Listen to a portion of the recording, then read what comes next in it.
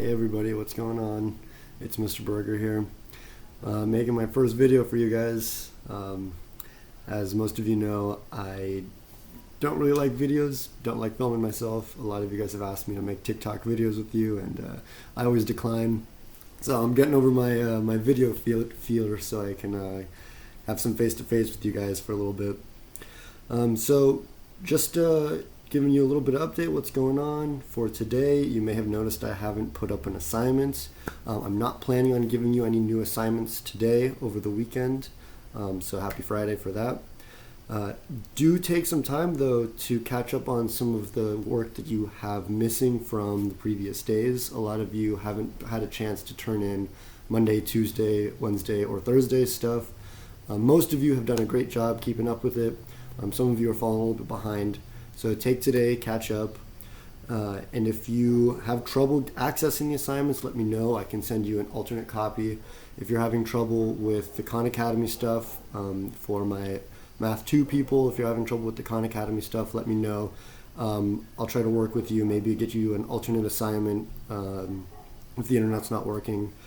And a lot of you have gotten creative with the submissions. If Google Classroom's not letting you upload things, some of you have been able to send me documents through Remind or over email, and that's fine too. I know this is a crazy time. It's a crazy time for me too. So I'm going to work with you guys however you need to communicate with me or however you need to submit work is fine. I'm pretty much down for whatever, as long as we're working on something, basically. And speaking of as long as we're working on something, I decided that for today and over the weekend, instead of giving you math stuff to do, I just have a little video I want you to watch.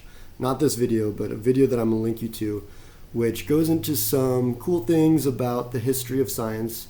And this is something that I wish that I had learned about when I was a kid. It wasn't until I was in college or even after college that I started learning about the history of where the scientific discoveries that we know, where they came from, when they came about, who discovered them. You know, a lot of the stuff that we know is recent. You know, it's actually kind of interesting to think about how many new discoveries there are that you might think we've known forever, but we really haven't. So this video goes into the history of science, and it talks about, this video specifically talks about the ancient philosophers of Greece. And you may think, well, hold on, philosophers, those aren't scientists. Well, we're talking about a time that was before science was actually a real thing. The word science wasn't even a word yet. The people who were thinking about the world and how the world worked and how numbers worked, these were the philosophers of the day. So this video goes into three main things. It talks about what stuff is made of, like what is matter, where we are in the universe, and how do we know? Like, how do we know stuff? As far as what stuff is made of, the video talks about a few cool things. The first idea of elements. Many of you have heard about the periodic table of elements.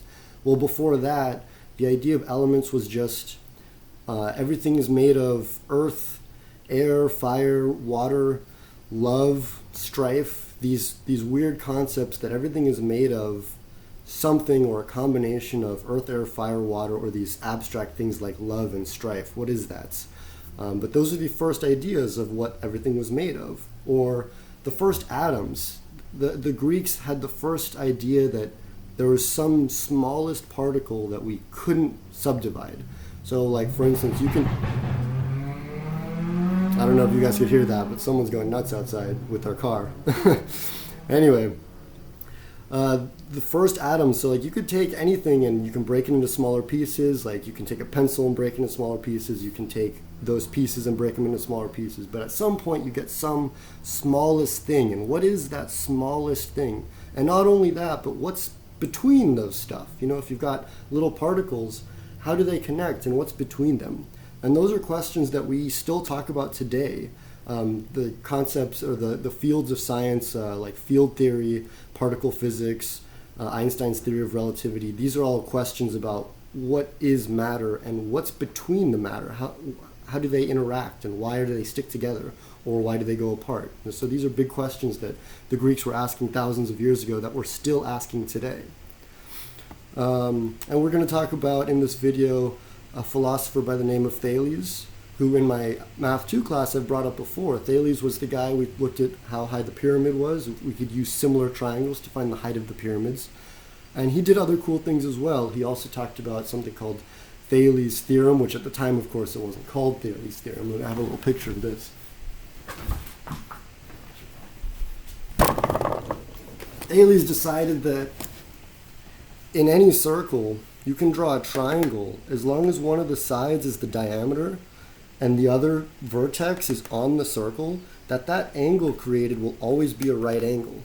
So this is actually pretty powerful. I can draw any triangle as long as it connects to the diameter, and that will always be a right angle. It doesn't matter where on the circle I am, that'll always be a right triangle. That's actually a very powerful and very unique tool that's used in engineering and architecture and anything really that uses circles and triangles. So that was discovered many thousands of years ago.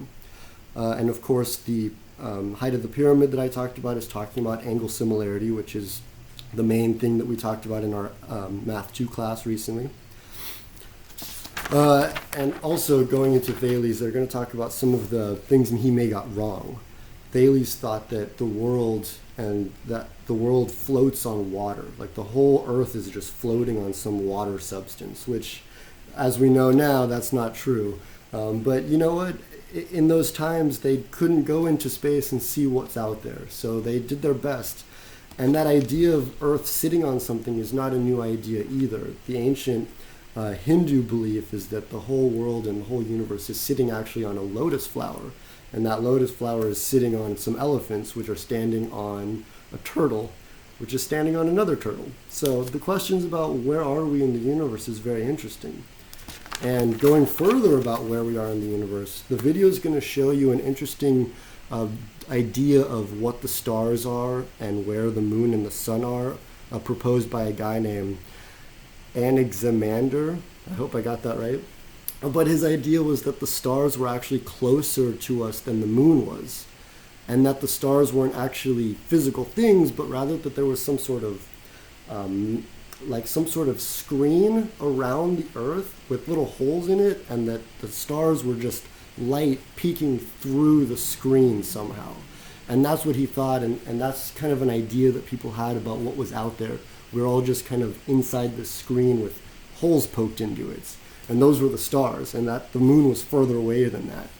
So we know better now, but you know that's interesting that they would think that, and at least they were looking up to the stars and saying, what's out there? You know, what is that? And the last thing that goes into is how do we know? Like, how do we know what's true? How do we know that if somebody tells us something, that it's actually real? And should we just believe things that people tell us? So there's three main things that they go into. They go into experiments, they go into debate, and they go into proofs. So for instance, we know things are true because we can experimentally show that they're true. And he gives an example of a guy named Democritus, who experimentally showed that air is something physical. So there actually is something that is air. It's not just nothingness. And he was able to show that with an experiment.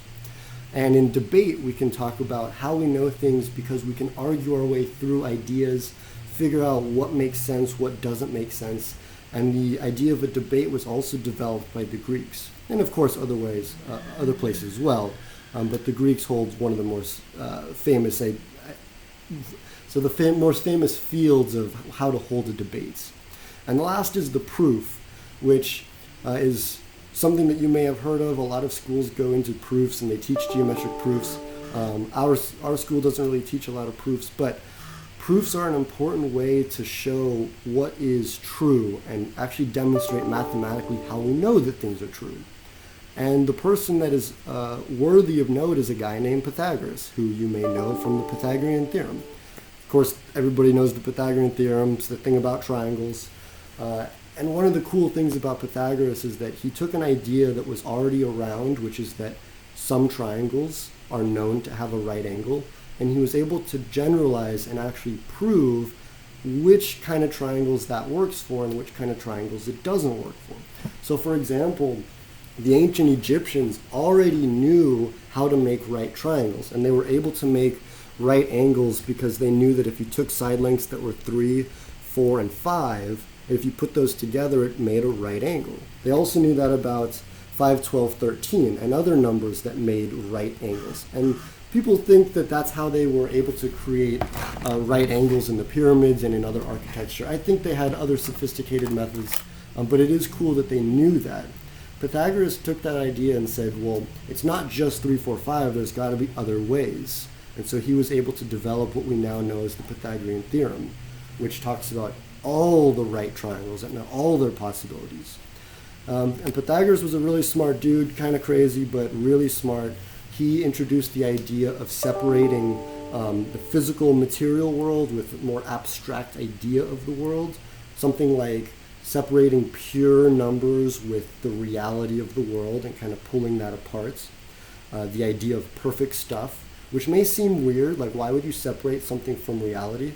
But this is something that we do in science and in math all the time. There's a whole field of math called pure math, which talks about like idealized cases. You may have heard the ideal gas law, which is in chemistry an idea of just taking the ideal case and simplifying what we really see. We have idealized cases in physics that we do all the time. In fact, the entire field of theoretical physics, which is actually an umbrella of a lot of different things, but theoretical physics is all about that ideal case.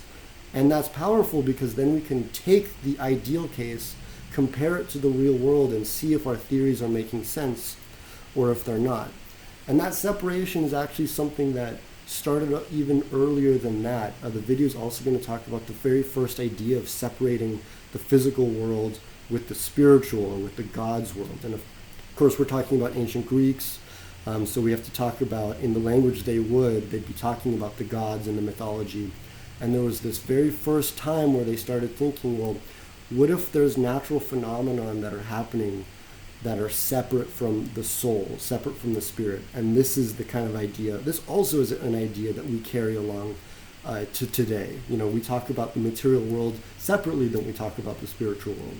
And so this video I think is interesting. It talks about some of the ancient history, about where the science and the philosophies come from. And if you're interested and if this is something that's cool for you, I've got so many videos about how science develops and some of the cool discoveries, some of the modern stuff, some of the old stuff, everything in between, how we got to where we are, some of the smartest people and even some of the luckiest people. So maybe you get a little bit of inspiration from this. I'm not going to ask you to do any math, but I do want you to start thinking about, think about the world. Think about what's out there. Think about how you know stuff. So take a minute, watch the video. It's not very short, it's not very long. It's only about 12 minutes, I think, and the last minute or so is just an advertisement, so you can skip that. I'm not going to ask you to take notes on it or anything. It's really just for you to watch, enjoy, and if you like it, let me know. I will send you more. I've got a lot of stuff, a lot of cool things.